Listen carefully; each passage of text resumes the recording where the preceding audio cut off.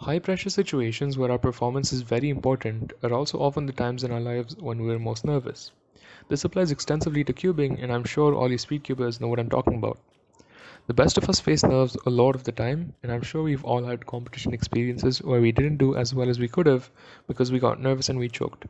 Today I felt like taking a closer look at this part of cubing because I really think it's a very important one. I tried to think about what exactly it is that makes us nervous, and I came up with this. We cubers, or more appropriately we humans, tend to have expectations. We practice to improve and then hope that our improvement reflects in our competition solves. While doing all of those solves at home, practicing to get better, we have that goal in our mind somewhere to go to competitions and perform at our best possible level.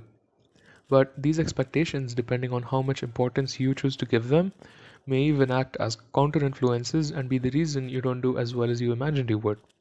This is because if you're so focused on winning or performing well or breaking your PBs during your solves, you definitely won't solve with as much attention and focus as you could have in a more pressure free situation. Well, so how can we keep the power of our expectations in check, and how can we possibly not think about winning during the very solves that could determine our success? From what I think, this comes down to your competition mindset.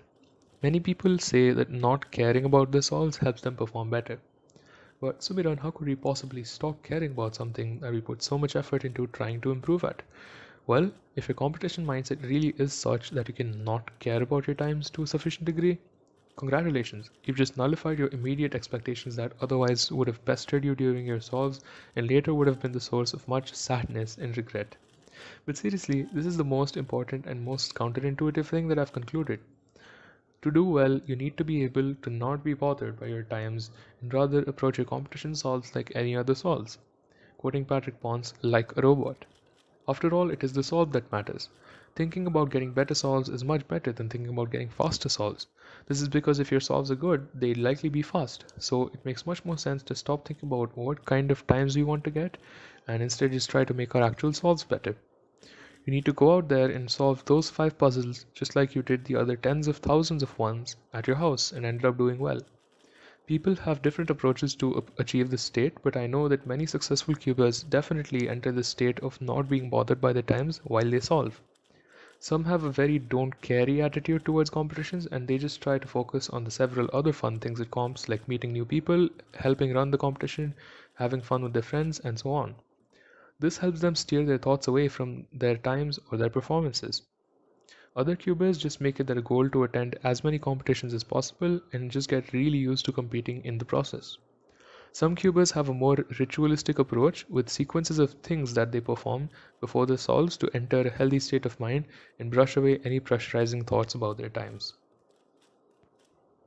So, from my understanding of cubing in our minds, the way, or I guess a way, to overcome nerves in competitions is to develop a mindset that leaves us unconcerned about our final results and instead focus all of our energy in the present moment to solve the cube at hand to the best of our ability.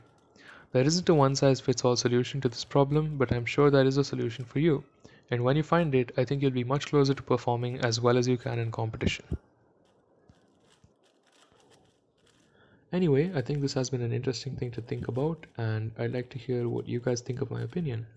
Whether you maybe have a different understanding of this problem and what you do to overcome it. Thanks a lot for checking this out, and bye.